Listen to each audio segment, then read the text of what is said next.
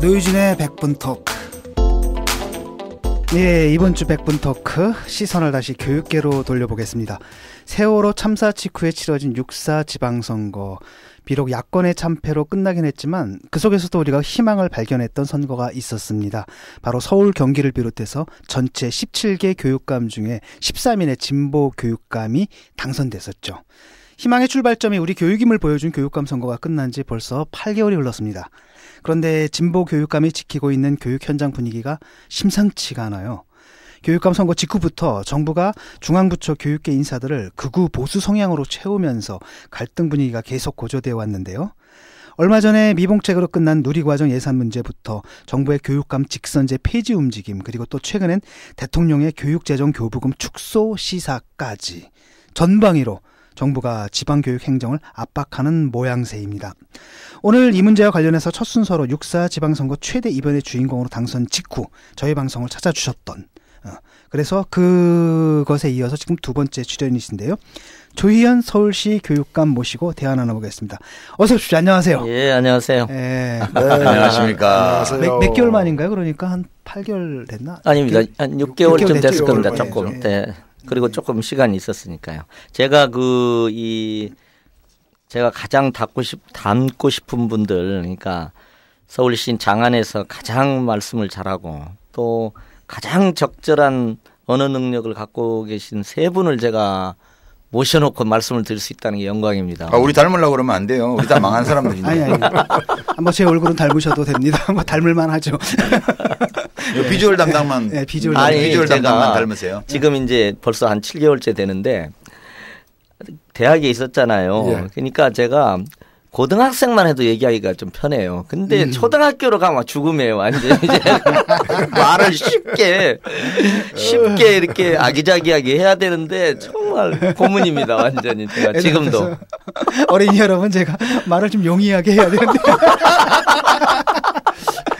어려운 점이 발생하더라도 양해 바래요. 말을 많이 안 하면 됩니다. 아이들 앞에서는 그냥. 말 안 하면 또 안 한다고 그러고. 그래가지고.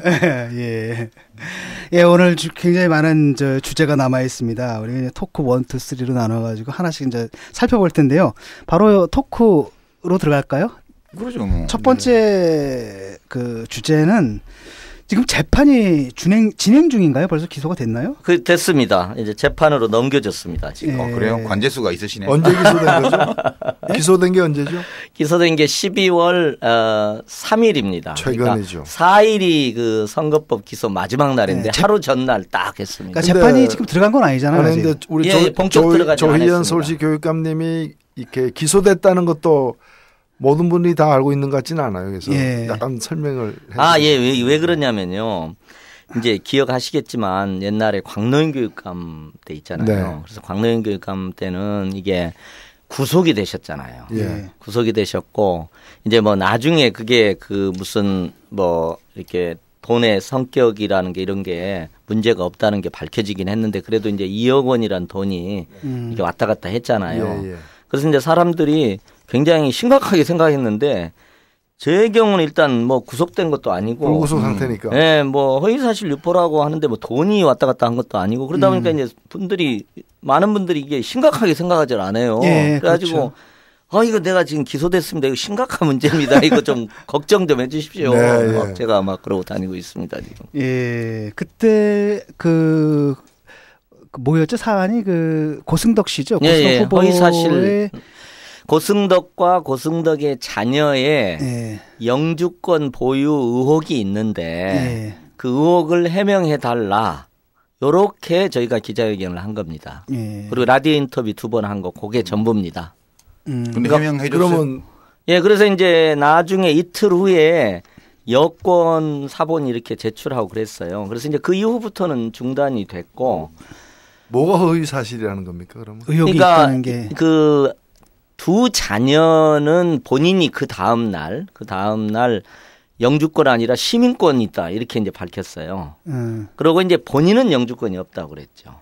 그래서 이제 영주권 없다는 걸 저희가 마치 그것이 허위 사실인데 그걸 막 유포하고 막 악의적으로 이걸 퍼뜨렸다. 기자회견이란 형식을 빌어서 이렇게 되는 거죠. 근데 저희 기자회견이 언론도 다 그렇게 보도가 됐고요. 이런 의혹이 있는데 의혹을 해명하라. 당시 이제 그 최경영 기자라고 그 KBS의 유명한 탐사보도 기자가 이제 SNS에서 이렇게 그걸 올렸어요. SNS에서 이제 그 영주권 의혹을 제기했어요. 그리고 그 외에 또 그 한기총 집회에 그 참여했는데 안 했다고 그래가지고 또 고승덕 선생님의 그 거짓말이 논란이 되기도 했어요.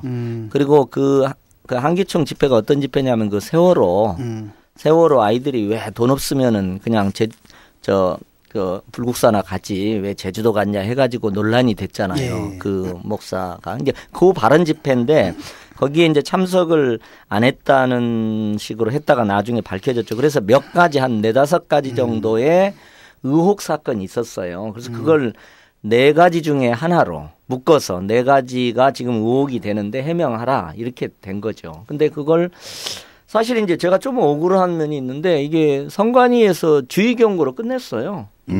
그리고 경찰도 무혐의 품신을 했어요. 예. 근데 11월 중순부터 이게 분위기가 바뀌더니 이제 기소 방향으로 쫙 갔어요. 그래가지고. 그러다가 지난달 4일이죠. 1월 4일 날 네. 공소시효 하루 남기고. 네, 12월 3일 하루 남기고. 하루 남기고 고소를 했단, 기소를 했단 말이죠. 그러니까 여러 가지 아마 뭐 조사를 했죠. 특히 진보교육감들은 샅샅이 뒤지거든요. 근데 다른 사안이 안 나오니까 아마 그걸로 이렇게 했지 않을까. 자기들도 저희들은. 뭐 마지막까지 정치적으로 이 저울질 하다가 이렇게 밀어붙이는 식으로. 근데 어떤 사실을 예를 들면은 영주권을 안 갖고 있는데 영주권 갖고 있다라고 자꾸 주장하면서 그건 문제다라고 비판할 때 하고. 예, 그렇습니다. 영주권이 있다는 그런 의혹이 있는데 그에 대해서 해명하라라고 그렇습니다. 얘기하는 건 정확히 다른 그 지점입니다. 다른 거잖아요. 그 지점입니다. 검찰은 말하자면은 의혹 해명 요구의 형식을 빌어서 이걸 했다 이렇게 이제 단정을 해버리는 거죠. 아니 그러면 의혹이 있을 때는 어떻게 해야 된단 말이에요. 그렇죠. 그럼 의혹이 있을 때 영주권 그걸 갖고 있다는 의혹은 없다. 아니 그게 그러나 해명해 달라 이래야 되나? 그건 이제 고성덕 후보한테 조용히 전화를 걸어서 후보님 혹시 영주권을 가지고 계시는지요? 이렇게 물어보고 아닙니다. 그러면 네 알겠습니다. 이렇게 하고 끝내야지. 맞습니다. 안 그러면 법에 걸리는 거야. 예. 아니 근데 이게 이제 선진국이나 저희도 이제 이번 과정에서 이렇게 보니까 미국이나 이런 선진국에서 이미 없는 사실 노회찬 의원님도 조금 고생하신 이거하고 정확히 같은 건 아니지만 예를 들면은 뭐 보수 논객이나 정치인이 오바마한테 미국 출생이 아니라고 그래가지고 떠들썩하게 그때 선거 과정에서 했지 않습니까? 그걸 오바마가 뭐 그러면 바로 그 의혹 제기한 사람을 고발하고 이러지 않거든요. 자신의 출생 증명서를 딱 제출하고 그러면 또 그걸 제기한 사람이 유권자가 볼 때 너무 심했다 그러면 좀 점수가 깎이고 이렇게 되면 저도 저 새누리당 김무성 당대표가 2003년도에 국회 본회의장에서 제가 저 중국에 있는 북한 대사관에 몰래 택시 타고 가가지고 뭐 이회창 씨 부친 관련 서류를 받아 나와서 대선 때 써먹었다. 그랬어요? 예, 친북 세력이 압력하고 있다. 국회에 이랬을 때 제가 한 거는 가서 출입국 관리소서 가가지고 중국 입국 기록이 있는지 없는지 떼서 여권하고 들고 와서 국회에 와서 저 이런데요. 중국에 한 번도 안 가봤는데요. 그렇게 한 게 다였거든. 그거 가지고 뭐 가서 고발하고 뭐. 근데 지금 이게 공직선거법 250조 2항 허위사실 공표죄 위반인데 이게 형량이 세더라고요. 법정형이면 7년 이하의 징역에다가 500만 원에서 3천만 원 이하 벌금인데 이게 이제 유죄가 인정되면 교육감직을 잃게 되지 않습니까? 그럴 수 있습니다. 예. 그래서 이게 사실 상당히 심각한 사안이고 그래서 관심 좀 가져주세요. 아니 근데 이제 이게 걱정이 되는 게 아마 오늘 아침 뉴스를 보니까 이게 약간 걱정이 되긴데요. 왜냐하면 우리는 앉아서 이렇게 얘기를 하는데 이 국제기구 중에 세계경제포럼이라고 WEF라고 있어요. 월드 이코노믹 포럼이라고. 여기서 국가 경쟁력 그 조사를 해서 해마다 하잖아요. 2014년 국제 경쟁력 평가가 나왔는데 보니까 뭐 다른 항목은 다 제끼고 이게 보니까 사법부의 독립성 부문 점수가 82등이에요. 144개 나라 중에 조사 대상 국가 중에. 근데 우리가 82등인데 중국이 60등이야. 세네갈이 80등이야. 우리가 중국 세네갈보다 밑에예요 지금. 그러니까 이게 지금 문제가 심각해요. 아니 그래도 저희는 사법부가 법무부 다음에 있는 행정각부 중에 하나 아니에요? 그래도 저는 그렇게 좀 믿고 싶어요. 그러니까 검찰은 권력에 굉장히 정치 검찰의 성격이 있는데 그래도 사법부는 그래도 좀 가끔 이렇게 좋은 판결이 나오잖아요. 가끔 나오는 거지 뭐. 맨날 나오는 거 보면 뭐 헌법재판소 뭐 정당 해산 판결이나 뭐 대법원에 이상한 국가가 고문해갖고 사람 죽이고 조작해서 간첩 만들었는데 배상금 주지 마라 이런 거 맨날 나오잖아요, 요새.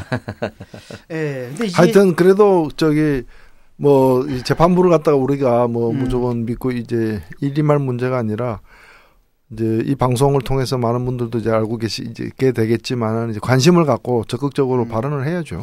예, 이게 이 사안이 원래 이제 선관위에서는 주의 경고로 끝났던 거고 경찰에서는 무혐의 의견을 냈던 거란 말이죠. 근데 이제 검찰이 무리하게 기소를 감행했어요. 근데 사실 일반적인 경우에는 보통 그 선관위와 경찰과 검찰이 사실 같이 움직이거든요. 결론이 크게 다르지는 않은데 그렇습니다. 이번 사건에서는 선관위 경찰의 의견을 뒤엎고 이제 기소를 했단 말이죠. 그러니까 그건 검찰이 보기에 선관위나 경찰이 마음에 드는 걸 갖고 오면 같이 움직이지만 마음에 안 드는 거 가지고 오면 같이 안 움직이지. 기소권을 검찰이 갖고 있으니까. 지금 이 문제는 진보교육감 기소해 이게 검찰의 마음인데 기소하지 마세요 이렇게 갖고 오니까 맺혀버린 거죠. 정치적 판단을 해서 정치적 기소를 한 거죠. 예. 근데 문제는 이제 법원이란 말이죠. 근데 사실 법원이 뭐 공정했으면 좋겠는데 아까도 말씀하신 것처럼 뭐 세계 82, 세네갈 아래, 중국보다 22등이나 밑이야. 22등 아래. 뭐 이런 상황 속에서는 또 말도 안 되는 판결이 나올 가능성이 있다는 거죠 지금. 그래서 저희가 이제 국민참여재판을 사실 신청을 했거든요. 국민참여재판. 예, 저희가 했습니다. 그래서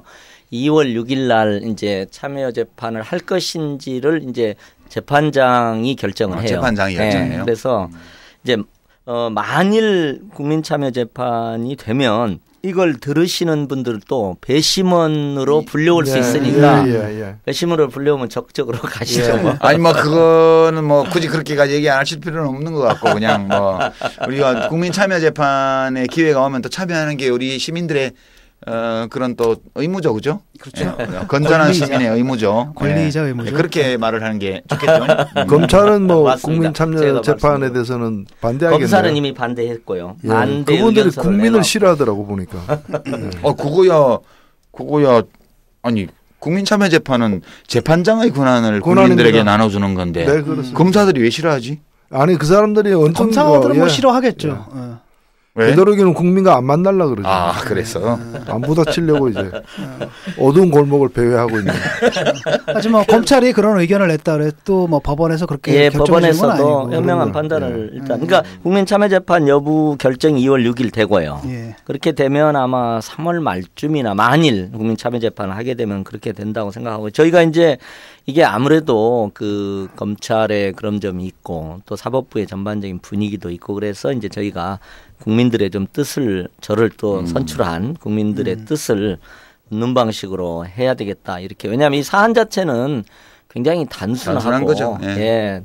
뭐 사실은 제가 이제 좀 억울하게 생각하는 것은 뭐 검찰에 있는 분들이야 또 나름 판단을 하시겠지만 예를 들면 저 주사파라고 얘기도 했었고 제 큰아들이 병역 기피했다고도 했었고 제가 또 통진당 연루됐다고도 했었고 막 그랬어요. 그러면은 더 험악한 것, 더 명백한 사실. 사실은 영주권 여부는 저희도 이제 그 조사를 해보니까 최종적으로는 밝힐 수가 없더라고요. 본인이 자기의 인적 정보를 가지고 뭐 어떻게 하지 않는 한 밝힐 수가 없어요. 왜냐하면 이게 요즘 프라이버시 개인정보 보호가 있잖아요. 그래서 이제 그런 점이 있어서 이제 어쨌든 저희 입장에서는 더 험악한 사안도 많은데 왜 하필이면 요것만 해가지고 이러냐 이런 억울함이 솔직히 있죠. 예. 검찰에서는 근데 이렇게 또 변명을 하거든요. 네. 지금 교육감 선거에 함께 출마했던 문용린 전 교육감도 같은 법률 위반 혐의로 기소했다. 그거야 문용린 씨를 끼워 넣기로 같이 넣은 거지 지금. 안 그러면 왜 이 사람을 하냐 그러니까. 사실 그때 왜냐하면 이분이 왜 기소가 됐냐면 보수 단일 후보라는 명칭을 사용한 것 때문에 기소가 됐는데 문제는 뭐냐면 이 명칭은 개나 소나 다 사용했던 거거든요. 근데 그 중에 하나 딱 꼽아가지고 했던 건 이제 짝을 맞추겠다 이런 의도겠죠. 예, 그래서 사실은 저희도 진보 단일 후보 썼다는 것도 또 원래는 그 기소 사항 중에 있었어요. 근데 진보 단일 후보는 맞잖아요. 네, 그건 맞죠. 예. 그렇게 됐는데 사실과 아니 보수 단일 후보는 사실이 아니니까. 사실이 아니었고. 그리고 뭐 저도 이 유사한 걸 쓴 적이 있습니다만 우리는 쓰기 전에 선관위에다가 미리 써도 되냐 물어보고 써도 된다고 해서 쓰는 경우는 괜찮죠. 저희가 그 이제 사전에 진보 단일 후보를 하기 위해서 이렇게 토론회를 9번을 했어요. 지역을 다니면서. 그래서 이제 사실 지금 노 의원님 말씀대로 저희도 그 선관위 질의해서 그랬는데 그것도 사실은 사전선거운동이라고 3가지 항목 중에 있었어요. 다행히 이제 논란이 되니까 그 2개는 좀 빠졌죠. 그런가 하면 이 법률 자체에 또 문제 제기하는 분들도 있어요. 맞습니다. 왜냐하면 허위사실 공표죄가 그 MB의 BBK 의혹을 제기했던 그 정봉조 의원 그리고 또 그렇죠. MB의 다스와 도곡동 땅 차명 보유 의혹을 제기했던 김현미 의원에게도 이게 적용되었던 거 아닙니까? 그게 다 허위사실 유포와 관련된 건데 선진국은 이제 이 허위사실 유포가 거의 폐지되어 있다고 저희가 법적 자문을 그렇게 받고 있습니다. 그래서 이제 우리나라도 이제 물론 이제 악의적으로 허위사실을 유포하는 경우야 문제가 되겠지만 그렇지 않고 가만히 이제 이번에 이완구 총리 후보도 보면 선출직이 오히려 그 검증이 안 되는 것 같아요. 그렇죠. 왜냐하면 이완구 의원도 지금 몇 차례 당선이 그렇죠. 됐잖아요. 네. 근데 이제 이렇게 임명직은 국회를 통과하면서 엄청난 검증을 하는데 그래서 약간은 이 부분은 우리나라도 이제 뭐 위헌 심판도 지금 제청이 되고 있다고 얘기를 들었습니다. 예. 조국 교수 같은 경우는 그렇기 때문에 이게 사실 공직자 검증을 해야 되는데 아마 이런 식으로 하게 되면 아까도 얘기한 것처럼 공직자 검증을 위해서 사적으로 전화를 하거나 이런 의혹이 있습니다라는 얘기까지도 못하는. 뭐 하나만 여쭤봐도 괜찮을까요? 혹시 미국 영주권 안 가지고 계시나요? 이렇게 하는 법에 걸리는 거 아니야. 그러니까 그런 문제가 있기 때문에 사실은 그 사후적으로 일부 사실이 아닌 것으로 드러난다 하더라도 애초에 문제 제기를 할 때 의심할 만한 합리적 근거가 있으면 그건 허용이 되어야 되는데. 그건 지금 법도 그래요. 지금 법도 허위에 대한 인식, 이것이 허위라는 그렇죠. 인식이 없이 했으면 그러니까 이렇구나라고 믿을 만한 어떤 것이 있으면 그거는 법적으로 무죄예요. 그런데 그렇죠. 이제 문제는 뭐냐면 그 법의 해석이라는 게 또 이상하게 나오니까. 그러니까 이제 판사들이 나중에 판단을 할 텐데 너무 걱정 안 하셔도 될 거예요. 국민 참여 재판으로 이제 가게 되면 또 이제 국민들 판단이 그 배심원 시민들의 또 판단이 있기 때문에 역사가 설마 그렇게 해야 되겠습니까? 근데 국민 참여 재판이라는 게 사실상 이런 경우 때문에 도입된 거죠, 사실상 거의. 그렇죠. 아닌가요? 법조하고 이제 일반 시민들의 법 검증 차이가 너무 크게 벌어져 있어서 그 사법제도라는 것도 국민과 동떨어진 게 아니고 위임된 권력 가지고 하는 건데 둘 사이의 간극이 너무 넓으면 안 되지 않냐 그런 취지거든요. 역시 이제 국민 주권론에 따라서 하는 거기 때문에. 그렇죠. 그러니까 쉽게 말하면 이제 우리가 갖고 있는 대의제 민주주의 체제의 그 단점이라고 해야 되나 결점 같은 것들이 사실 제대로 대의가 안 된다는 측면이 있잖아요. 그걸 갖다 이제 사법부 차원에서 도입한 제도가 이 제도라고 하는데 법원에서 좀 현명한 판결을 내려줬으면 검사들은 좋겠습니다. 그거 이제 좌파 정권 때 도입한 제도다 이래갖고 하기 싫어하는 거겠죠. 사실은 이제 저는 좀 본격적으로 올해부터 이제 여러 가지 좀 진보적인 교육개혁 정책들을 이제 본격화하려고 막 준비를 지금 하고 있는 마당에 이게 터져서 약간 신경이 쓰이고. 그래도 일을 하셔야지. 네, 물론입니다. 그러고 사실 이제 이게 직선제 폐지에 큰 정부의 방침하고 이렇게 맥을 닿아 있다고 해석을 하시는 분도 많아요. 그런 것 같기도 합니다.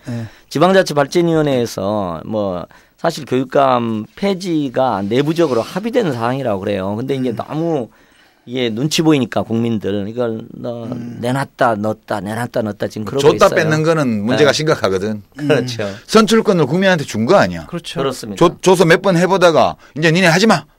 이러고 가져가는 거 아니야. 근데 그렇죠. 대학 총장은 벌써 가져갔잖아요. 직선제. 그렇죠. 이거 마찬가지로 교육감도 이제 그렇게 만들겠다. 이게 뭐 이 사람들의 생각이고. 뭐 그런 논의를 그 새누리당 내에서 많이 하는 건 사실이지만은.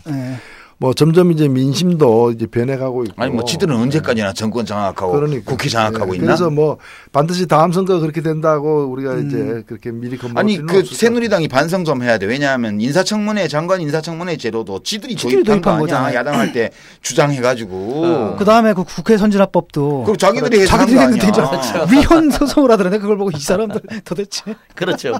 본인들이 도입해. 지가 싸놓은 똥을 왜 지가 치우지 뭉개고 앉아갖고 남들 보고 치우라고 그러는 거야. 그래서 제가 치우고 있잖아요. 헌법재판소에. 법을 또 똥이라고 하는 건 너무 과한 표현인 것 같아요. 그런 건 지금 말씀하신 제도들은 과자죠. 똥이 아니고.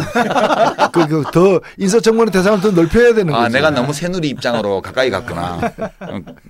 자꾸 그 감정이입이 되다 보니까. 그 치하에서 살다 보니까. 그러니까. 예. 어쨌든 뭐 이 사람들의 의지는 이제 분명한 것 같아요. 국민들의 줬던 권력을 다시 뺏어가지고 어떻게 하면 자기들이 갖느냐. 네. 이쪽으로 되어 있고 그런 전체적인 기획 속에서 지금 수사와 기소가 이루어진 것 같기도 우리가 합니다. 지금 사실 이제 이왕 얘기 나왔으니까요.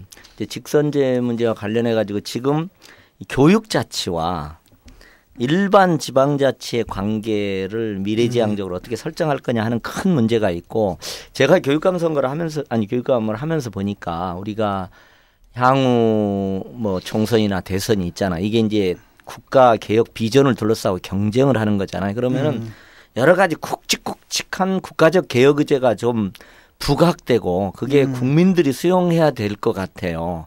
야당도 사실은 그게 없는 면이 있거든요. 그래서 교육자치 문제 같은 것도 지금 보면 이제 지방자치, 교육자치 같은 걸 이렇게 해주면서 여러 가지 제약 조건을 딱 중앙정부가 통제 가능하게 뭐 예를 들면은 부교육감이나 예산을 다루는 기획조정실장은 교육부가 파견하게 돼 있어요. 그러니까 이제 이렇게 분가시켜주면서 통제를 이렇게 하는 식이 되는 거죠. 고간 열쇠는 자기들이 갖고 있으면서. 그다음에 그 정치보위부 하나 붙여주는 식으로. 그래서 어쨌든 조금 저는 큰 틀에서의 어떤 지방분권, 지방자치를 확대하고 교육자치를 확대하는 그런 큰 비전 같은 것들을 오히려 우리가 좀 구체화해야 되지 않을까 싶은 생각을 갖고 있습니다. 예, 그렇게 해서 이제 자연스럽게 토크가 다음 주제로 넘어갑니다. 조희연 교육감 하면 떠오르는 슬로건이 바로 문제 많은 자사고를 폐지해서 일반고 전성시대를 열겠다는 것이었는데요. 그런데 이번에 그 조희연 교육감만 법정으로 간 게 아닙니다. 법정으로 간 게 또 있어요. 뭐냐면 서울 시민들로 하여금 교육감 당선이라는 이변을 가능하게 했던 대표 공약이 있었죠. 일반고 전성시대와 자사고 폐지. 이거 역시 지금 그 향배가 법정에서 가려지게 됐거든요. 지금 어떻게 돼가고 있습니까, 상황이?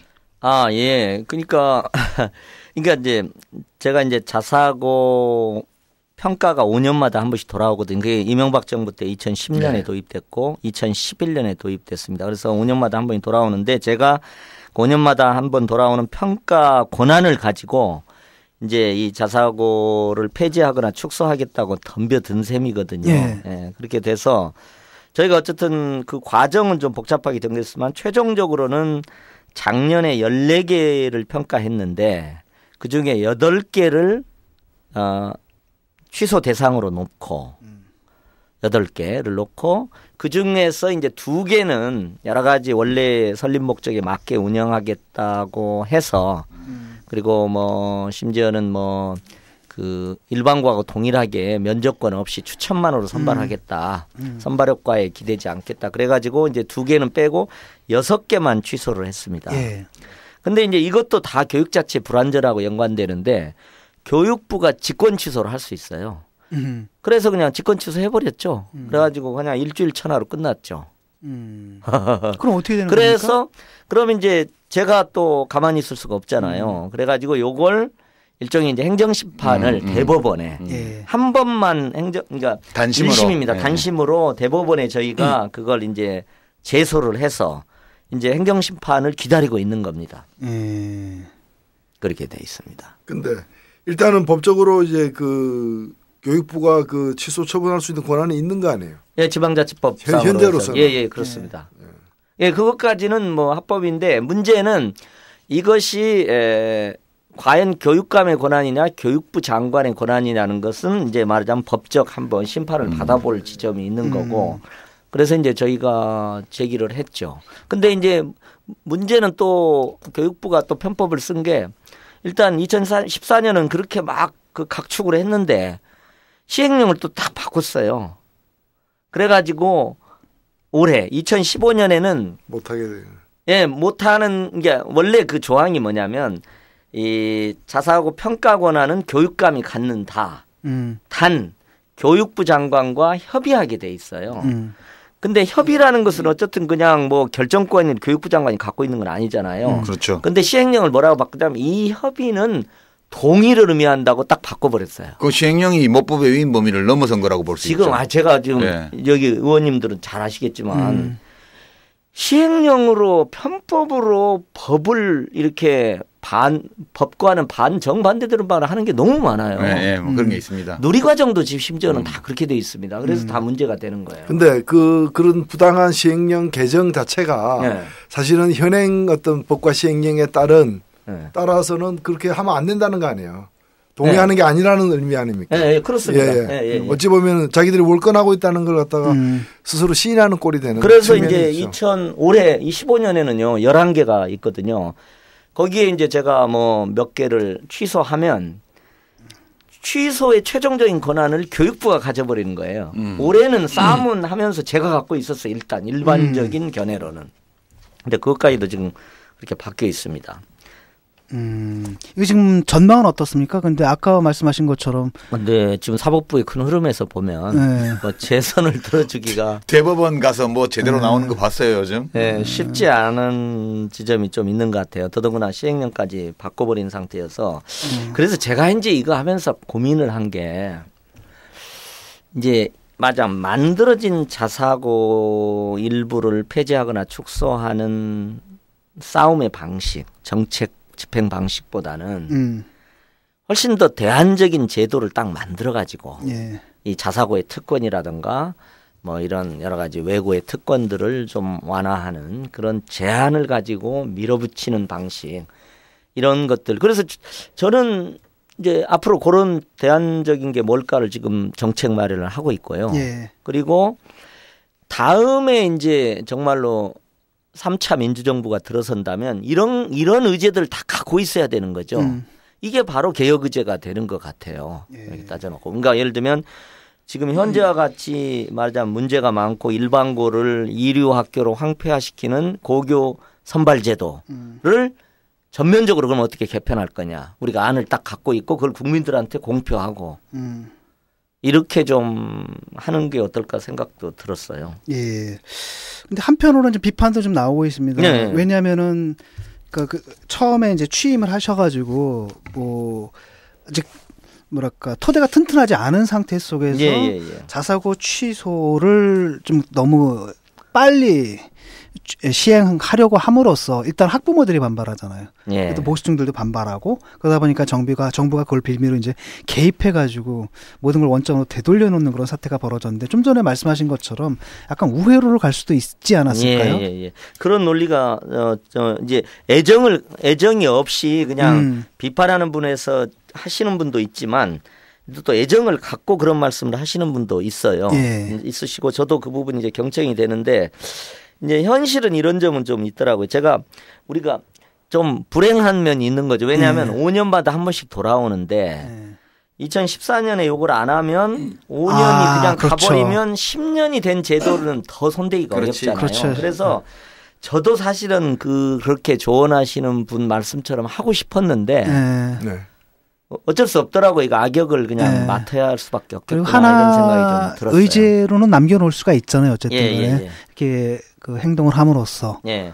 그래서 저는 사실은 이제 저희는 이 자사고를 가지고 씨름하되 자사고 자체가 중요한 게 아니잖아. 일반고 정말 공교육의 중심으로 일반고를 확고히 세운다든지 어쨌든 이런 말하자면 일반고를 살리는 고교 교육, 고교 입시 체제를 정상화하는 것을 저는 사실은 정당이 딱 대안 제도를 가지고 딱 끌어안아 주고 그랬으면 될 것 같은데 제가 이제 조금 서운하게 생각되는 지점은 뭐냐면 이게 그냥 고립무원 상태가 되는 면이 있어요. 예. 많은 분들은 마음으로 성원해요.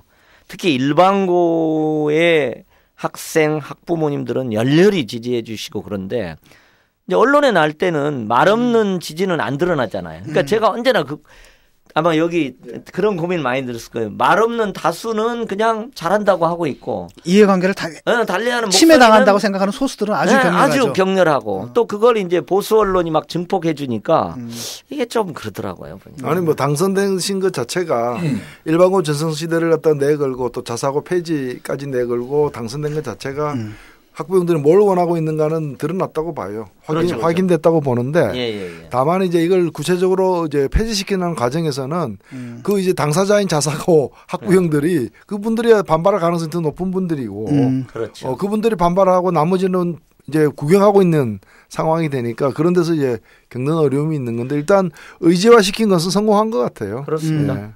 예. 다른 한편으로 지금 아까 말씀하신 이제 그 일반고가 사실 이류고가 돼가지고 황폐화되는 것 현상이 있지 않습니까? 이것과 별도로 그 문제를 해결하기 위한 또 다른 시도들, 그 노력들이 있었는지 어떤 노력이 있었는지 말씀해 주시죠. 저희가 일반고 전성시대를 살리기 위한 종합대책을 발표를 한번 했습니다. 근데 그건 언론에서 일부만 보도를 해주셔서 충분히 알려지지 않았는데요.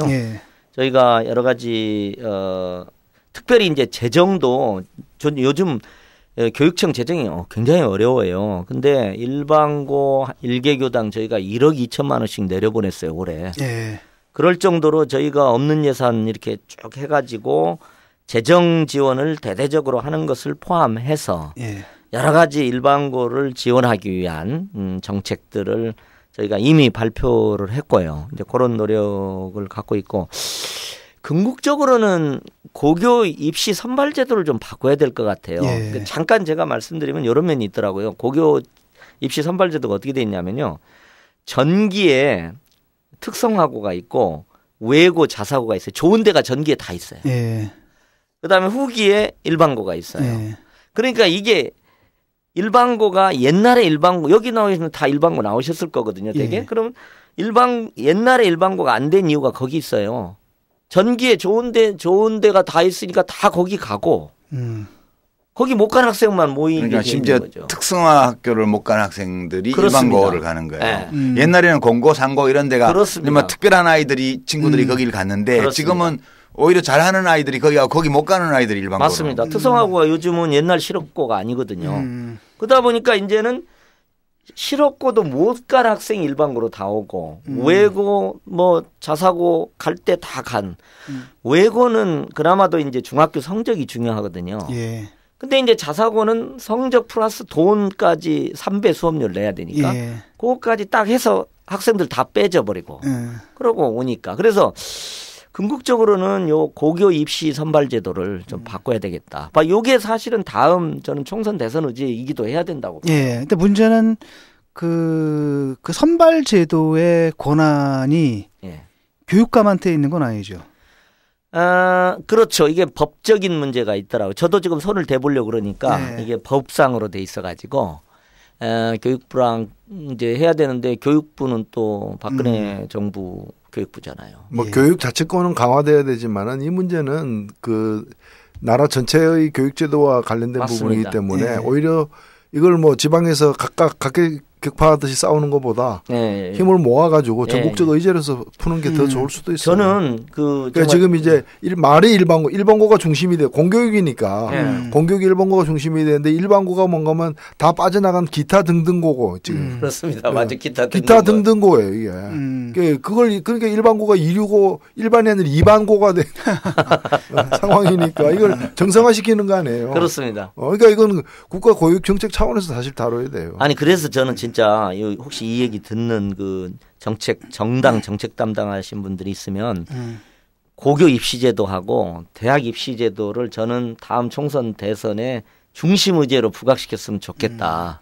혹시 염두에 두고 계신 뭐 입시제도가 있습니까? 그러니까 아까 말씀드린 대로 그 이제 고교 같은 경우는 최소한 예를 들면 외고, 자사고, 일반고가 동시 전형을 해야 될 것 같아요. 대학도 그렇게는 안 해요. 대학도 한번 생각해 보세요. 대학도 뭐 스카이대학 전기 있고요. 나머지 중앙고, 경희대, 동국대 이런 데 다 후기로 묶는다고 생각해 봐요. 그건 옛날에 조희연 교육감님 대학 들어갈 때 그렇게 돼 있었잖아요. 아니에요? 그때는 계열별이었죠. 아니 그때도 보면 1차 대학이 있고 2차 대학이 있고 그랬잖아요. 전기 후기. 우리 뭐 예를 들면 제가 고등학교 시험 쳤는데 그때도 보면 일반고가 전기 후기로 그냥 나눠져 있어요. 그렇습니다. 입시 시절에 입시가 그러니까 옛날 제도기도 그래서 합니다. 전기 중에서 나쁜 학교는 후기 중에 좋은 학교보다 못했고. 그렇지. 저 대학을 물어보신 줄 알고. 그러니까 저는 그렇게라도 하는 방안도 있고 대학은 이제 대학 통합 네트워크라는 이름으로 대학 개혁에 대해서는 좀 더 급진적으로 가면 뭐 대학 평준화 얘기도 나오지만 저 같은 경우는 뭐 통합 국립대학 통합 네트워크 국립대학 통합 네트워크 그러니까 조금 국민들이 볼 때도 야 저렇게 하면 좀 숨통이 트이겠다고 하는 정도의 고입제도 대입제도 개혁안 정도는 저는 국민적 의제로 만들자 이런 생각이 듭니다. 근데 이제 이게 제가 이제 그 야당에도 이렇게 얘기를 해보면 야 요렇게 해서 요거 또 유권자들 표가 도움이 될까 이렇게 생각하는 면이 있어요. 근데 저는 한번 돌파를 해봤으면 좋겠어요. 정의당이 좀 해주시면. 근데 그게 참 의제화가 잘 안 되더라고요. 그 국립대 통합 네트워크나 이렇게 하는 이른바 대학 구조 개혁, 대학 입시제도 개혁 이런 걸 해보면 그게 아무리 떠들어도 의제화가 되지를 않아요. 그렇죠. 예. 왜냐하면 솔직히 말씀드리면 그냥 학부모들 관심이 자기의 좋은 대학 보내는 데 가 있는 거지 좋은 대학 제도를 만드는 데 가 있지를 않아요. 그렇죠. 예. 근데 우리가 뭐 그 말씀은 적나라한 현실에 대한 옳은 지적이시고 그런데 또 이 소위 말하는 민심이나 여론도 또 관심도 또 가치관도 조금씩 변하잖아요.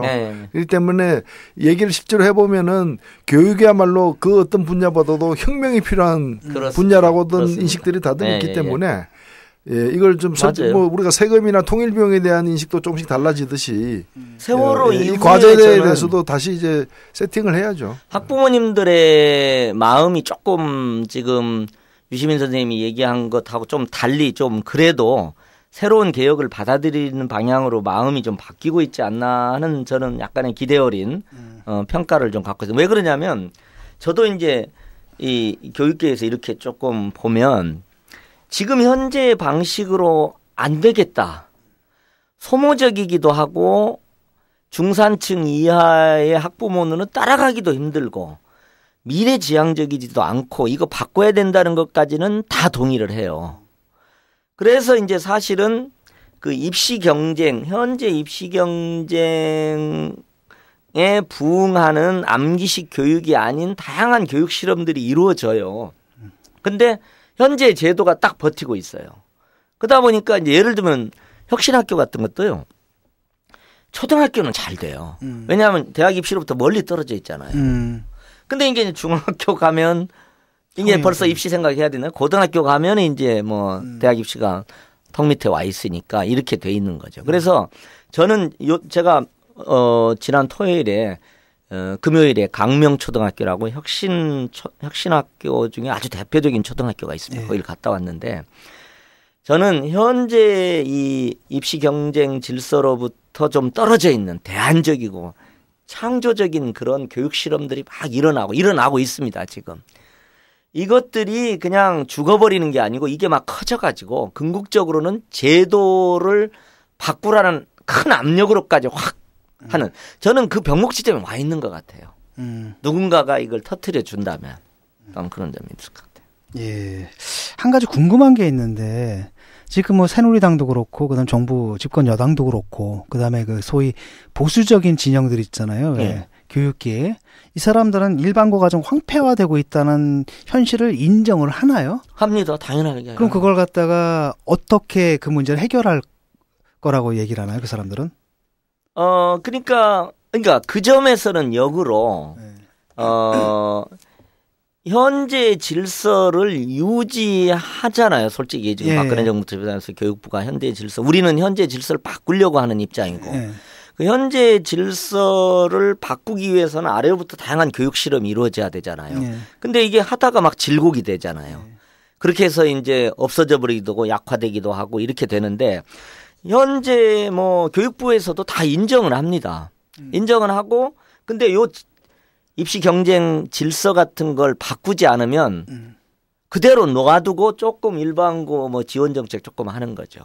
그러니까 기본적으로 이 경쟁을 통해서 이 뭐 교육과 관련된 능력이 이렇게 그 더 신장한다라는 그런 어떤 잘못된 철학이 지배적인 것도 있고요. 또 하나는 그 제가 볼 땐 그 경제 정책, 기업 정책하고 비슷한 것 같아요.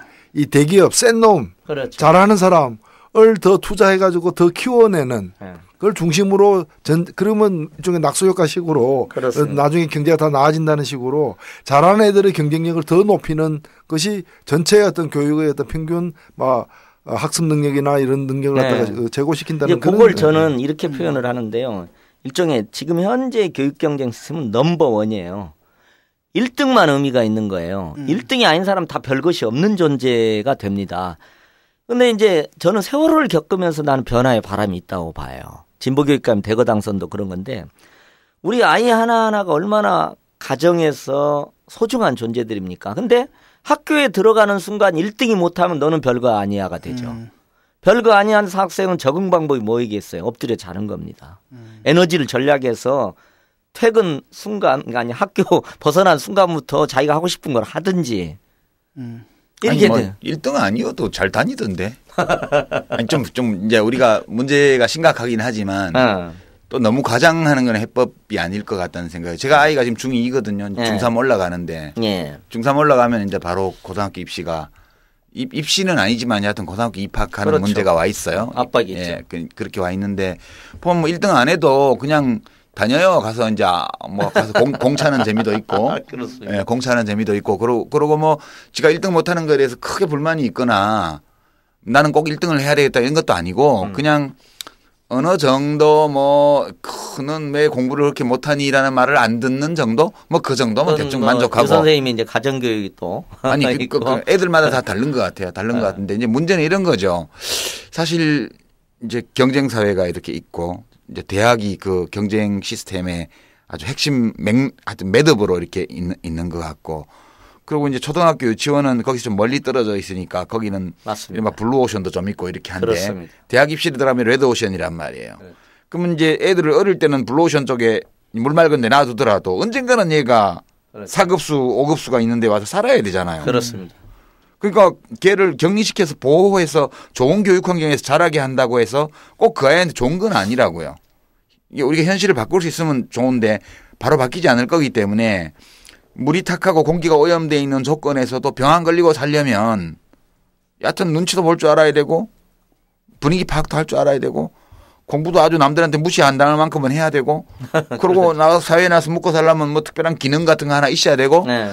대충 그런 사람으로 키우는 게 부모들의 목표 아니겠어요? 물론입니다. 저는 그렇게 봐요. 물론입니다. 그러니까 지금 모든 문제를 원점 근원에서 해결하려고 그러면 그 깔끔하긴 한데 그렇게 해결되는 경우가 별로 없더라고요. 특히 교육은. 예. 그래서 제가 그러니까, 이제 우리 교육감님한테 바라는 저는 거는 어느 정도라도 맞습니다. 어느 정도라도 좀 완화가 되어서 아니 뭐 고등학교 특목고나 뭐 자사고 안 가도 뭐 일반 학교 가도 지가 또 열심히 하면 잘 될 수 있고 그게 이렇게 정도 되면 되는 거 정상화한 겁니다. 그거예요. 정말 정렬한 의미에서 정상화인데. 그게 안 되니까 문제잖아요 지금. 그러니까 약간 극적으로 표현하니까 이제 제가 현재 교육 시스템의 특징이 넘버원 교육인데 저는 약간 이런 표현을 써요. 약간 극적으로. 한 넘버 10까지는 숨쉴만 해요. 그래. 반에서. 자, 저는 only 원 교육으로 바꿔야 된다. 오직 한 사람 교육. 그러니까 한 사람 한 사람이 갖고 있는 잠재성들. 2등 아까 얘기한 대로 뭐 제 2등이라는 표를 안고 11등도 의미를 갖고 12등도 자기가 갖고 있는 잠재력이 빛날 수 있고 꽃피울 수 있고 이게 좀 그러니까 철학이 바뀌는 근데 우리가 어떤 것을 하더라도 이 글로벌 경쟁하에서 1등 교육적 요소를 사라지진 않아요. 그러니까 걱정할 필요는 없어요. 이른바 수월성 교육이 없어질 수가 없죠. 예. 그런 상황인데 우리는 너무 극단으로 이제 가 있는 지점이 있어서 문제는 이제 이런 점이 좀 있는 것 같아요. 제가 이상으로 꿈꾸는 건 막 아주 급진적인 이런 게 아니고 초등학교와 중학교는 정말 자유교육을 하자. 이제 지금 유 선생님 말씀대로 이 고등학교 정도부터는 경쟁에 노출 참 좋다고 봐요. 근데 지금은 이게 어떻게 됐냐면 좋은 대학을 가기 위한 경쟁이 고등학교 수준이 아니잖아요. 중학교로 가야 되잖아요. 왜냐하면 고등학교 자사고나 특목고를 가야 하잖아요. 특목고나 자사고를 가는데 가능하면 또 국제중을 가면 더 좋잖아요. 그죠? 국제중이라든가 요걸 가는데 또 가능하면 사립 좋은 초등학교를 또 가면 좋잖아요. 그리고 여기에 또 방과 후에 또 영어 띄어야 되고 뭐 띄어야 이렇게 되는 거예요. 그러니까 입시가 아래로 쫙 내려가는 거죠. 그래서 뭔가 좀 시스템 전환이 좀 있어야 되지 않나 이렇게. 제가 그 대기업 이제 보험회사 무슨 생명보험회사 그 보험 모집인 아주머니들을 이렇게 한 100여 명 이렇게 강연을 한 적이 있었어요. 교육 문제 가지고. 근데 그분들 보니까 뭐 소득이 그 뭐 서민들도 있지만 꽤 고소득인 뭐 이렇게 지방 형편 괜찮은 사람들도 그 보험 모집인들 보니까. 근데 이 뭐 북유럽 교육 시스템을 얘기를 하니까 의외로 그게 만일 얘기한 대로 한국에서 실현 가능하다면 그걸 위해서 자기들은 그걸 더 선호한다는 거예요. 그래서 제가 그럼 왜 선호할까? 근데 전 그 얘기를 들으면서 어떤 제 결론을 내렸는가 하면은 너무 이렇게 그 자기 아이 잘 되게 하고 싶다라는 그 욕망을 부정적으로 보지 말자.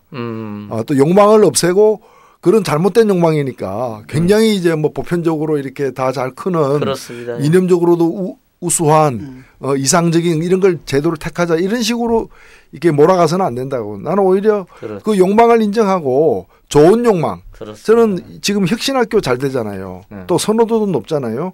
혁신학교가 있는 그 지역은 아파트가 길 하나 사이 두고도 막 그렇습니다. 평당 가격이 높아져 가고 있잖아요. 그래서 나는 좋은 욕망이 실현되도록 하는 그래서 좋은 욕망이 가득 차가지고 좋은 제도화되는 그 방향으로 가는 게 낫지. 뭐는 선이고 뭐는 악이다. 또 개인 자기 자녀가 잘 되게 하는 것은 그거는 굉장히 이기적인 나쁜 욕심이고 이타적인 그런 어떤 이 시스템이 옳은 거다는 식으로 할 건 아니라고 봐요. 그런 점에서 좀 네거티브 어떤 그 경쟁보다는 포지티브 경쟁 더 나은 아까도 말씀하신 것도 저는 그렇게 이해했는데 일반고 문제에 있어서도 그래서 그런 어떤 모델을 만들어서 이렇게 하는 게 오히려 더 낫다. 라는 게 이제 확신을 갖게 되면서 더 모이고 이런 것들이 또 제도를 바꾸는 힘이 되는. 네, 맞습니다. 그런 방향으로 가야 되잖아요. 그래서 이제 사실은 그건 이제 저 100% 동의하고요. 그러니까 그래서 이제 아까 지금 진중권 선생님 말씀하신 대로 일반고를 어쨌든 공교육의 중심으로 좀 다시 세우는 일반고 전성시대를 이제 그러니까 일반고를 좀 강화하는데 우리 다니던 때 일반고하고 전혀 달라요. 지금은. 완전히 다릅니다, 이게. 그래가지고, 이제 아까 말씀드린 대로 완전히 이게 딱 서열화가 돼 있어요. 근데 또 여기에 또 심각한 게 뭐냐면 이게 부모의 경제력이 작용하잖아요. 그러니까 이게 지금 옛날에는 공부 못해도 일반고가 대학 가는 또 중요한 통로로 있잖아요. 그러니까 그러면 우리가 좋은 대학을 가기 위한 경쟁을 부정하는 게 아니잖아요. 그러니까 이렇게 하고 저도 이제 말씀하신 거하고도 연관된 제가 자사고 학부모님들을 만났을 때 이제 자사고 학부모님들이 막 저한테 몰려와서 항의도 하고 그랬거든요. 네. 근데 저는 그때도 이런 생각이 들더라고요. 저한테 항의하시는 그 자사고 학부모님들의 그 안타까움을 제가 이해가 돼요. 왜냐? 이른바 일반고가 이제 많이 어려워져 있다 보니까 우리 아이들을 지금 좋은 욕망이 있는 거예요. 우리 아이들을 그래도 내가 고생해서 돈을 조금 더 내더라도 내가 아르바이트를 해서 부업을 해서 돈을 더 내더라도 자사고라고 하는 조금 좋은 학생들이 모여있는 안심하고 보낼 수 있는 대학에 보내서 안심하고 학교를 보내고 혹시 좋은 대학도 좀 보내고 싶은 이 욕망이 있잖아요. 이걸 저는 인정을 하는 거 좋은 욕망이죠. 문제는 이제 이 좋은 욕망이 일부의 학생에게만 허용된다거나 그래서는 안 되고 서민의 자녀가 다니는 일반고 평범한 학교에서 실현되게 만드는 대한 제도적인 노력들 이런 저는 그런 생각을 했어요, 솔직히. 예. 결국은 이제 뭐 교육 제도를 바꾸려면 가장 중요한 게 학부모들의 의지인 것 같아요. 뭐 정치권도 결국은 학부모들 눈치를 좀 보지 않습니까? 그런데 이제까지 접근하는 게 사실은 그 학부모들이 갖고 있는 사실 문제도 많은 욕망이죠. 하지만 그들이 그 욕망을 갖고 있다는 걸 부정해가지고 네, 문제 해결될 것 저도 같지는 인정합니다. 않습니다. 인정합니다. 그 욕망을 인정하고 다시는 그 욕망에 이제 제대로 된 방향으로 갈 수 있게끔 조정하는 게 지금 필요할 것 같아요. 철학에서도 비슷한 논의가 있거든요. 왜냐하면 데카르트가 그래요. 데카르트는 그 정념이 있잖아요. 욕망. 네. 이거 갖다 이성으로 정복해야 된다고 믿거든요. 근데 휴미 씩 웃으면서 하는 얘기가 그건 불가능하다. 그러니까 욕망은 다른 욕망으로 다른 욕망으로 조정 가능한 거지 이성으로 오히려 이성이라는 건 욕망의 노예지 결코 욕망의 주인이 될 수 없다. 더 나은 욕망으로 바꿔야 된다. 그렇게. 근데 우리가 좋은 욕망, 나쁜 욕망 하다가 이렇게 철학적인 얘기를 딱 하니까 저희가 기가 팍 죽어버리네. 아니, 뭐 같이 올라가는 거죠. 예. 또 그 밖에 뭐 다른 의제가 남아 있는 게 있습니까? 교육 현장에서 지금 주요하게. 제가 사실은 다음에 이제 해보고 싶었던 부분이. 예. 이게 결국 2004년 노무현 대통령이 좌절했던 지점을 가만히 보면요. 국가보안법이라는 큰 문제도 있었지만 사립학교법입니다. 예. 유시민 선생님은 잘 알 거예요. 결국 그 사립학교법에 끝까지 저항했던 게 사학이 있습니다. 종교 사학이 있었죠. 예. 그리고 거기 또 박근혜 의원이 있었습니다. 많습니다. 뭐 여러 사람이 있습니다. 예, 제가 한 6, 7개월 이걸 하면서 보니까 사학의 공공성이라는 문제에 대해서 정말 많은 생각을 하게 되더라고요. 네. 대학에서는 이제 상지대 사태 같은 거 있잖아요. 그리고 MB 정부 때 사분이라고 사학분쟁조정위원회에서 사학을요 거의 대법원에서도 이걸 약간의 이제 소유물처럼 설정을 해버린 거예요. 그래가지고 그리고 지금은 어떻게 되냐면요. 솔직히 초등학교, 중학교, 이 고등학교 같은 경우는 교사 인건비, 교사 선생님들 월급하고 학교 운영비 일체가 국고로 나오잖아요. 그렇죠. 근데 그에 상응하는 학교 운영의 공공성은 담보가 안 돼요. 그러니까 그때 그 이사회 공익이사 뭐 두 명 넣으려 하는 거 그거 가지고 그렇게 국회 박차고 나가서 2달 동안 저 청계광장에 가서 촛불 집회하고 별짓 다 했죠. 그렇죠. 한나라당에서. 네. 저는 언제 우리 사회가 다시 좀 뭐 국민들 힘이 모아진다면 사학의 공공성이라는 의제가 저는 좀 한번 부각이 됐으면 어떻게 하는 생각이 좀 들고요. 제가 하나 야심적으로 사실은 2가지 이제 좀 기대하셔도 좋은데 하나는 제가 세계 시민교육 그러니까 우리가 80년대 이후 민주화 과정에서 민주시민이라 했잖아요. 민주시민교육을 넘어서 세계 시민교육. 그러니까 뭐냐면 세계화가 되면서 벌써 이제 외국인들도 많고 우리가 이미 민족, 종교, 인종에 대해서 다른 사람들하고 같이 살게 돼 있잖아요.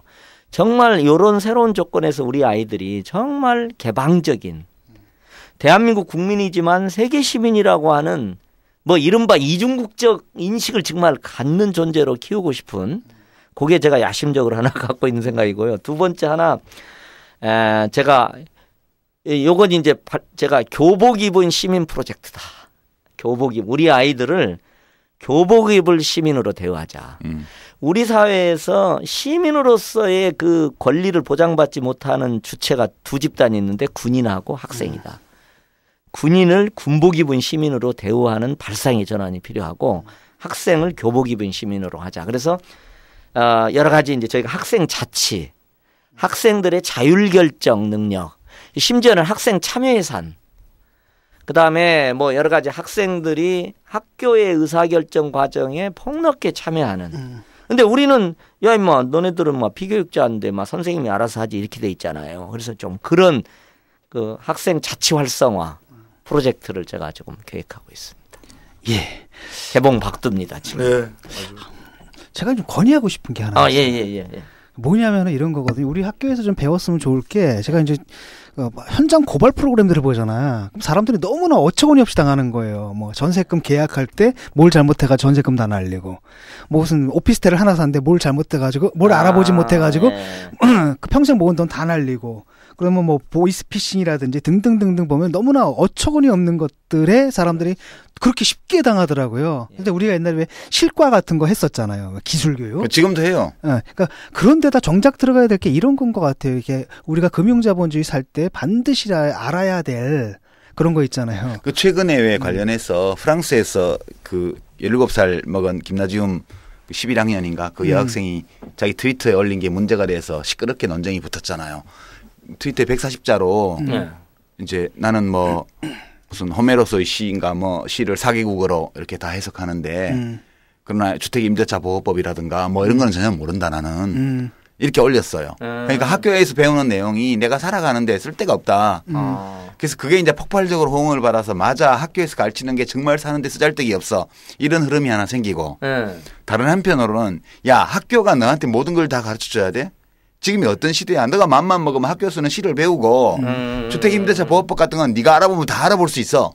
이제 이게 부딪혀 갖고 상당한 정도 심각한 사회적 논의가 있었어요. 그래서 이제 이게 무슨 얘기냐 하면 김나지움 그러니까 우리나라로 치면 중고등학교 교육과정 커리큘럼 학습 내용 이런 것들이 지금 시대에 맞냐. 이제 이 논쟁이 붙은 거예요. 제가 그걸 보면서 아 프랑스 사회는 참 괜찮다. 저렇게 문제 제기를 하고 또 17살, 18살짜리까지 야 나는 그 학교에서 안 배워도 내가 다 알아봤어. 너도 좀 알아봐. 라는 논란이 벌어지면서 어른들이 끼어들고 교육부 장관이 나타나서 얘기하고 전 사회적으로 토론이 이루어져서 비로소 그러면 교육과정 개편에 대한 논의를 해보자. 이렇게 가는 거예요. 딱 한 사람의 의견 때문에요. 그러니까 우리나라는 어떤 문화가 있냐면 누가 무슨 주장을 하면 야, 그거 너 혼자 그렇게 주장하는 거 아니야? 다른 애들도 생각이 그러니 네가 서명 좀 받아와봐. 이런 식으로 한단 말이에요. 그러니까 이렇게 보면 우리가 아이들을 키우는 방식이 이 시민으로서 성장하도록 도와주는 게 아니고 이제 대학 입시를 치르는 기계로 아이들을 이제 다룬단 말이에요. 근데 사실 발달 심리학자들 얘기로는 만 15세가 넘어가면 내 발달이나 정서 발달이나 판단력이나 지식이나 모든 수준에서 성인과 차이가 없대요. 다만 자기 권한을 행사해본 경험이 많냐 적냐 차이만 있고. 그래서 아까 지금 제가 교복 입은 시민 그리고 좀 바꾸면 안 되나 싶어요. 핵심 문제의식을 저는 우리 아이들이 결정 장애를 앓고 있다.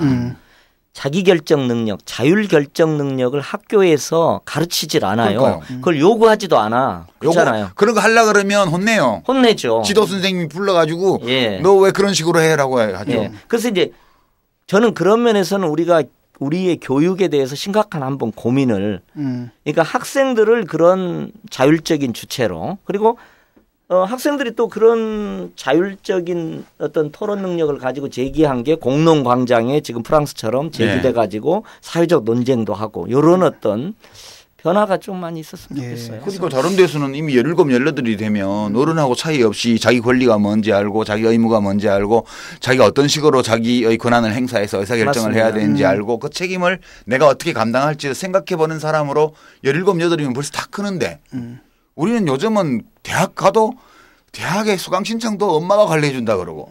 그렇습니다. 뭐 그러니까 막 25살 뭐 심지어는 뭐 군대에 갔는데 남자애들은 엄마가 훈련소 앞에 방아도 놓고 이런 세태가 돼 있단 말이에요. 이렇게 애들을 키워서는 이게 되겠냐 이게. 그러니까 과보되는 애들이 있는 반면에 사실은 더 많은 수의 아이들은 또 방치돼 있어요. 그래서 저는 아까 그 시민교육 전적으로 공감하는데 그게 내 인권은 내가 지킨다. 저는 그래서 자기 인권을 지키게 되면 남의 인권도 지켜줄 수 있는 것이거든요. 그래서 그렇죠. 그리고 이건 모든 걸 또 알아야 되는 것이고 저절로 아는 게 아니라. 그래서 저는 고등학교 때는 반드시 이제 필수 과목으로 노동법에 대해서는 누구든 언제든지 겪는 문제이기 때문에 경제 교육을 해야 되는데 우리나라에서 말하는 경제 교육은 뭐 재테크 이런 걸 가르친단 말이죠. 미시 경제학 이런 거 가르쳐요. 그러니까 해병대 극기 훈련이 필요한 게 아니라 이 자본주의 사회 대한민국에서 살아가는 법. 그러니까에 대해서 가르쳐. 예를 들어 계약서 쓸 때라든지 뭐 부당한 갑질에 저항하는 법. 부당한 갑질 이게 뭐가 문제인지라든지 이런 것들을 좀 배우고 좀 올라갔으면 좋겠다는 생각이 들어요. 그래서 사실은 약간 올해 제가 하반기쯤 생각을 하고 있는데 이제 여러 가지 지금 말씀하신 과제 중에 하나가 예를 들면 알바 같은 걸 하잖아요. 그럼 자기 권리를 하잖아요.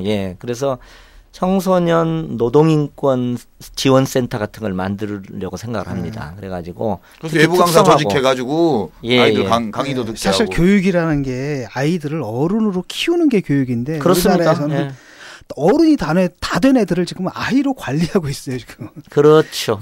완전히 황당한 상태가 지금 벌어지고 있는 거죠. 저는 이 말씀 드리는 이유가 진보 교육감들이 오셨으면 뭐 여러 가지 제도를 선보고 이런 것도 중요하지만 교육 과정에 손을 좀 대야 된다고 봐요. 한편으로는 아이들 스스로 그 교육 내용을 결정하는 데 참여할 수 있는 기회를 넓혀주고 맞습니다. 다른 한편으로는 그 아이들이 세상을 살아가는 한 시민으로서 꼭 알아야 될 것들을 스스로 깨달아갈 수 있도록끔 해주는 거 이런 교육 과정의 변화가 좀 이제 본격화돼야 될 때가 아닌가.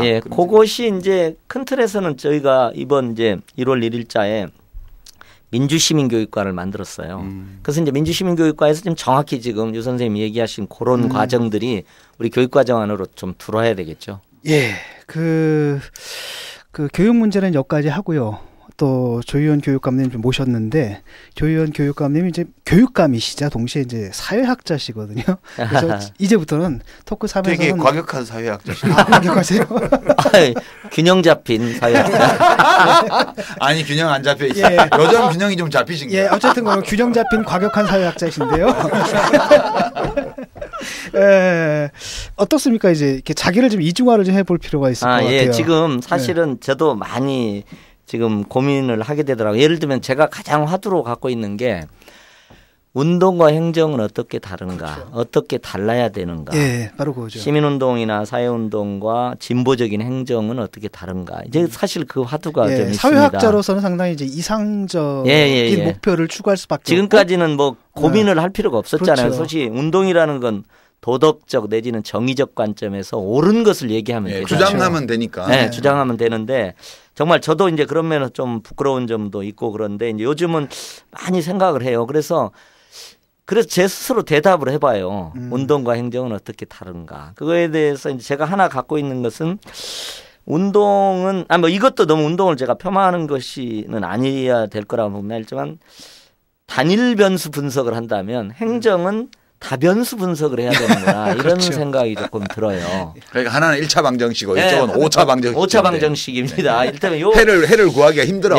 이번에 이제 사실 유치원 원화 모집 같은 것도 사실은 이제 비난을 많이 받은 건데 이제 사실은 이제 되게 교육청에서 하다가 보면 이제 교육감이 직접 결정해서 하는 게 있고 국장, 과장 이렇게 했는데 이것은 이전부터 문영리 교육감 때부터 이렇게 연구 프로젝트를 했어요. 아동학과 교수들이.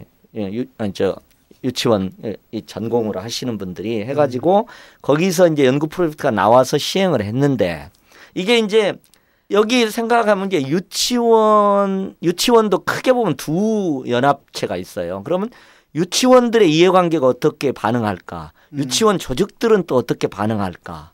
이제 이런 것들을 조금 고민했어야 되는데 이게 좋으니까 이렇게 팍 시행해버린 거세요. 그리고 또 제가 그걸 저한테 결제를 맡고 하지 않고 이렇게 과장 수준에서 이게 시행이 돼가지고. 아니, 청취자들 중에는 지금 어떤 사안을 얘기하고 있는지 모르는 분들이 계세요. 유치원 원화 모집 과정에서 이번에 대혼란이 발생했습니다. 어떻게 왜냐하면 이중 등록한 사람. 이중 등록. 왜냐하면 학부모들이 가고 싶은 좋은 유치원은 제한돼 있어요. 근데 막 마구 몰리거든요. 그래서 옛날에는 밤새 한 2박 3일 막 진치고 있고 그랬거든요. 그래서 이제 이런 걸 개선하기 위해서 대학식으로 가나다군을 만들었는데 이제 그 가나다군에 좋은 유치원이 이렇게 안배가 돼야 되는데 안 되고 그걸 잘 관리하지 못하고 또 유치원 단체들이 요거에 대해서 약간은 이제 좀 다른 방식으로 대응을 해가지고 예를 들면 이제 가나다군인데 가군에 몰린 거지. 네, 가군에 몰리는데 또 가군에 자기 지역에 가고 싶은 또 유치원이 없을 수가 있잖아요. 그러다 보니까 이제 선택은 서너 번 할 수 있지만 실질적으로는 선택권이 한 번밖에 없는. 그다음에 이제 제가 이제 안타까운 게 뭐냐면 저희 교육청 방침을 따라주고 양심적으로 내가 아이의 교육적 관점에서 중복 지원은 안 해야 되겠다. 그러니까 가군에는 하나만 해야 되는데 할머니 보내고 누구 보내고 해가지고 서너 번 했어요. 그러니까 양심을 속이고 하신 분들은 서너 개 넣고 혜택을 보고 혜택을 보고 우리 방침을 따라준 선의의 학부모들은 손해보는 결과가 났어요. 그래서 어쨌든 이제 요 문제가 중심은 아니고 우리가 행정을 하는데 이게 관련 이해 당사자들이 어떻게 반응할 건지 의도하지 않은 결과는 또 어떤 게 있을 건지 현장에서 또 무슨 문제가 있지 않은 이걸 섬세히 고려해야 되는데 이제 그런 것을 잘 못한 이런 점이 있어요. 그래서 어쨌든 운동과 행정은 또 어떻게 다른가 이런 고민하고 또 하나는 제가 노무현 대통령을 제가 많이 생각을 해요. 이게 생각하는데 예를 들면 이제 이런 거예요. 노무현 대통령의 어떤 진정성의 가치를 계승하면서도 저는 그 정책 실행의 방법이나 이런 면에서 노무현 대통령도 또 많은 실수를 했다고 봐요. 그래서 제가 이제 화두는 어떻게 하면 좋은 정책을 훨씬 더 사려 깊은 정책 실행 방법론과 결합시켜서 할까. 이런 고민들을 제가 나름 옛날에는 생각 못했던 점을 하고 있습니다. 여기 다 선배님들이시죠. 어려운 과제죠. 뭐 물론 당연히 도전해야 되겠지만은 행정은 쉽지는 않아요. 그러니까 그렇죠. 저도 제가 230개 시민단체가 준 최악의 보건복지부 장관상을 받은 사람이잖아요. 제가. 진짜 놀라운 데는 지금 생각해 보면 지명되었을 때 반대 성명 나왔고. 그랬어요? 그다음에 이제 직무 수행하는 과정에서 비난 성명 나왔고 그거 다 200개 이상 단체들이에요.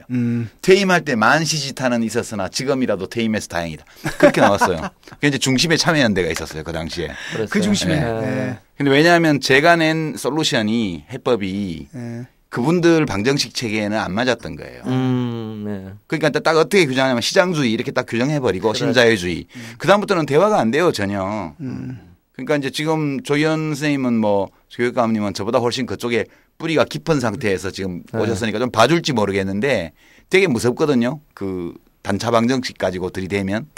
저도 자사고 문제에 대해서 한쪽에서는 14개 다 취소하라. 예. 왜 후퇴하려고 그러나 정고농성 하시는 분이 있고. 그럼요. 또 반대 자사고 학부모도 하니까 이 샌드위치적 상황에서 균형점이 어딘가 하는 고민을 계속 하게 되더라고요. 그때 그 두 분들을 그 두 세력을 이렇게 모아놓고 토론 한번 합시다. 그래서 합의를 좀 해오세요. 그럼 제가 실행하겠습니다. 토론해보면 이제 토론하면 두 세력만 있는 게 아니라는 걸 알게 되죠. 그렇죠. 3, 4, 5, 6, 7이 또 나와요. 그래서 이제 사실 행정은 특히 진보적인 행정가는 우리가 또 민주정부 2번을 겪었잖아요. 그러니까 3차 민주정부가 설립됐을 때 우리가 뭘 반성하고 뭘 개선할 거냐 하는 것도 저희가 한 번쯤은 토론해 봐야 되지 않을까 싶어요. 특히 유시민 의원 같은 경우는 노무현 정부에서도 중심적으로 하셨으니까 그 부분의 지혜를 좀 반성적이건 개성적이건 간에 좀 진짜 3차 민주정부를 정말 어떻게 성공적으로 운영할까. 만일에 근데 지금 교육감직 수행하는데 그게 크게 어려움을 받고 있지는 않죠. 그 문제 때문에. 예, 그렇죠. 지금은 다행이네요. 이제 굳이 같은 게 있다면 그 다양한 갈등하고 충돌하는 이해 당사자들을 마주하면서 어떻게 이 균형점을 찾아갈까. 그러니까 진보적 가치를 잃지 않으면서 견결이. 그러니까 저는 그 문제를 해결을 못하면 또 정권 교체해서 제3기 이제 진보 정부를 세워도 결과는 같으리라고 봐요. 저는. 그거는 이제 오른쪽에서 밀어서 무너지는 게 아니고 왼쪽에서 같이 밀어서 무너지는 거예요. 그런데 이제 그 점에서는 유시민 선생님도 얘기하신 것처럼 그 유시민 복지부 장관을 과격하게 비판했던 분들도 여러 가지 생각하는 점이 있을 거예요. 이제 그 노무현 정부의 그런 이런 과정을 보면서 이제 생각하는 점도 있고 왜 그러냐면 보수 세력도 그래요.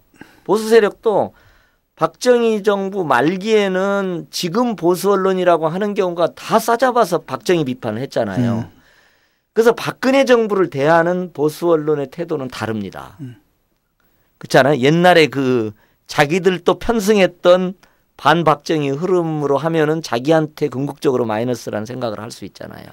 그런 것처럼 조금 우리가 과거를 반성하면서 지혜를. 그러니까 저는 이제 국민의 정부 참여정부 10년이 독일 민주주의의 역사로 치면 바이마르 공화국 비슷하다고 봐요. 그런 면이. 예. 있죠. 그러니까 이제 그게 누가 잘했다 누가 잘못했다를 떠나서 그 시대적 한계가 어디 있었는가. 그리고 지금 그 뒤에 이명박 박근혜 정부 오는 것은 일종의 이제 리액셔너리 그러니까 반동인데 그게 이제 독일에 비해서는 독일은 나치즘으로 왔지만 우리는 시대적 조건도 다르기 때문에 좀 덜해요 우리는. 그렇죠. 좀 조금 더 덜 과격한 형태로 오는 거죠. 그러나 그 흐름을 보면 전진과 반동을 교대로 해나가는 과정에 있는 거고 결국 이제 독일이 왜 2차 대전 이후에 나치즘이 끝난 이후에 이렇게 성숙한 민주주의 국가로 빠른 속도로 올라설 수 있었냐 하면 그 바이마르 공화국 붕괴의 경험과 나치즘의 경험을 내면적으로 잘 소화했기 때문에 그렇죠.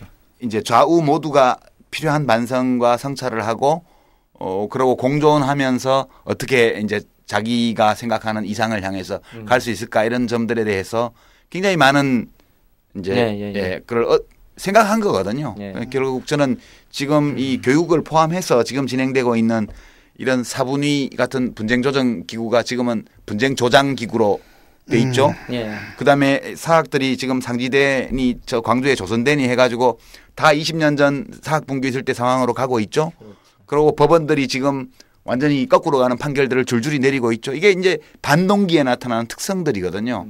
그럼 되게 외국에서 한식이 아직 경험 없는 민주주의를 했다가 다시 파쇼 체제나 혹은 극우 시스템이나 전체주의나 이런 보수적인 대로 회귀했다가 그다음 단계에서 재전진을 할 때 그 전에 무너진 공화국과 다음번 전진할 때 어떤 차이가 있었던지에 대해서 좀 저는 살펴볼 필요가 있다고 봐요. 근데 과연 지금 우리 운동사회 또는 시민사회 쪽에서 이제 그런 과거에 대한 성찰이 그 정도까지 진행이 됐을까? 그 점에 대해서 저는 좀 약간은 아직은 좀.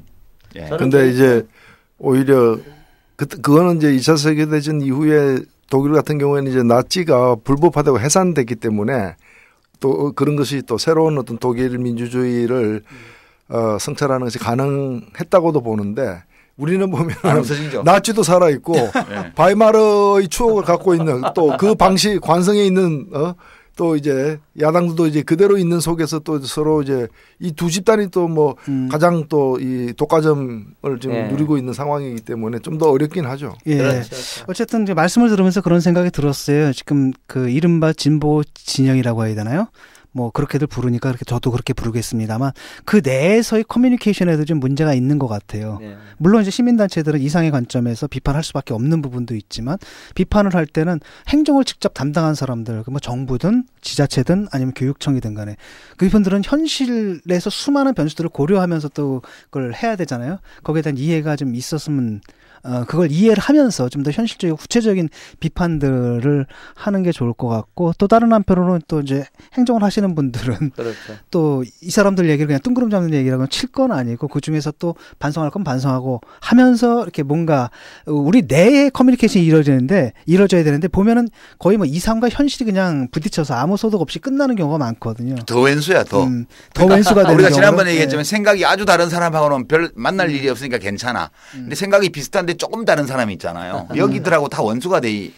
근데 저는 이제 그 점에서 이제 조금 유시민 선생님하고 결이 조금 다른 지점을 많이 이제 얘기한다면 저는 3차 민주정부가 들어서도 아마 시민운동은 아마 아주 도덕적으로 접근을 하고 있을 것 같아요. 그래서 문제는 그걸 그냥 상수로 저는 생각을 하고 말하자면은 뭐 정치를 하시는 분이나 행정을 하시는 분들이 그 상수를 놓고 어떻게 끌어갈까. 그분들이 이렇게 바꾸라고 해도 바뀌지도 않고 또 운동의 역할은 또 그런 것이니까 그냥 그렇게 놓고 하는 어떤 지혜로운 게 없을까. 그러려니 하고 그다음에 이제 그분들한테 뭐 설득을 하는 것 있지 않습니까? 뭐 그렇게 되면 좋은데 실제로는 이런 걸 고려하기 때문에 이수가 있고 그다음 다 설명한 다음에 그다음 한마디 덧붙이면 돼요. 저도 이제 제가 독일에 있을 때 말 안 듣는 애들 꼭 탁 누르는 방법 중에 하나가 뭐였거든. 다 얘기를 한 다음에 내가 얘기를 다 한 다음에 혹시 너한테 더 좋은 생각 있니? 이렇게 얘기를 하면 애들이 찍 하고 입을 다물어 버리거든요. 그렇죠.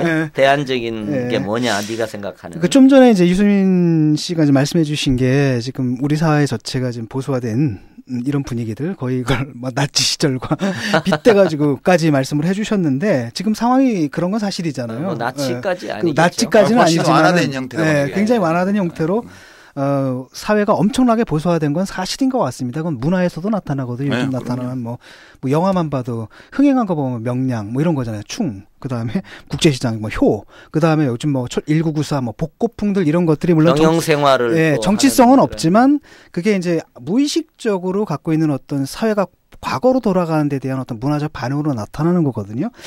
그런데 이제 그런 상황 속에서 지금 달랑 진보 교육감들만 어떻게 보면 이제 고립된. 서울은 그래도 서울시장도. 네, 서울시장, 서울 같은 경우는 있고 몇 군데가 있지만 사실 진보 교육감들이 13분이 계신데. 교육부 장관이 탄압을 하니까. 네, 교육부 장관이 탄압하는 상황인데 그럼에도 불구하고 지금 박근혜 정권이라는 현실에서 교육 현장을 지키고 있는 진보 교육감의 존재가 의미가 있다면 어떤 것일까요? 아니, 그러니까 이제 사실은 이제 교육부 장관은 대학을 직접 관장하고요. 중앙정부 교육부 장관은 지금 부총리죠. 대학을 관장하고 초중등 교육의 정책 프레임을 결정하는 거고 우리들은 그 프레임의 영향을 받으면서 초중등 교육을 관리하는 거죠. 유치원까지. 그러니까 사실은 그 프레임이라는 제약이 있지만 그래도 우리가 초중등 교육을 이렇게 관할하는데 상당한 자율성이 있는 거죠. 미시적인 것들은 많이 변화를 할 수 있는 거죠. 특별히 그래도 지금 현재 새로운 교육 실험들이 이루어질 수 있는 그 룸이라고 할까 이런 것들은 대폭 크죠. 그래서 저는 저희가 많은 것을 하는 식으로도 기대할 수도 있지만 많은 걸 않고 진보교육감이라는 자리만 지키고 있어도 현장에서는 어쨌든 새로운 실험들이 이렇게 꿈틀할 수 있는. 교육감이 현장의 움직임을 탄압하지는 않으니까. 네, 탄압하지는 않으니까. 예를 들면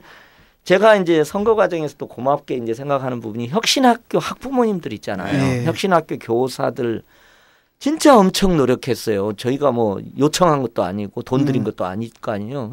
그렇게 헌신적으로 하셔서 그건 뭐냐면 혁신학교를 지키려고 그러는 거죠. 지키는 거죠. 하고 싶은 게 있기 때문에. 그렇습니다. 그 열정이 있는 거죠. 그 열정을 저희가 지켜드리는 거고. 교육감이 방해하는 교육감이 있으면 정말 그거 하기 힘들어지거든요. 예, 그렇습니다. 뭐 친환경 급식 같은 것도 그렇고.